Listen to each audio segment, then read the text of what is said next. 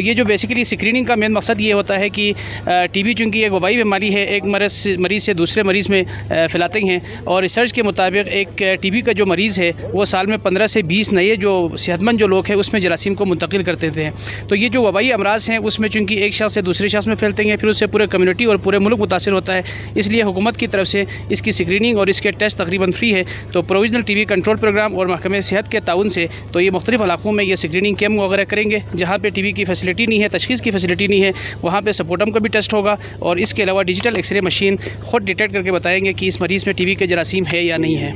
ये mobile camping district के अंदर होती है, आउट ऑफ डिस्ट्रिक्ट भी आप लोग जाते हैं? ये बेसिकली एक पायलट प्रोजेक्ट के तौर पर डिस्ट्रिक्ट स्कर्दू में इसको चला रहे हैं और इसके अलावा गिलगित में डिस्ट्रिक्ट दियामर में मोबाइल वैन चल रहा है।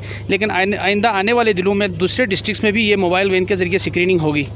बहुत अच्छा स्टेप है, आपका बहुत शुक्रिया। बहुत शुक्रिया सर। Thank you sir. क्या शुक्रिया सर। अगर आप हमारे चैनल पर नए हैं तो वीडियो देखने से पहले आप GB True News HD channel को लाइक करें, सब्सक्राइब करें और बेल आइकन पर ज़रूर क्लिक करें ताकि हमारी आने वाली तमाम वीडियोज़ आप तक बर वक्त पहुँच सकें।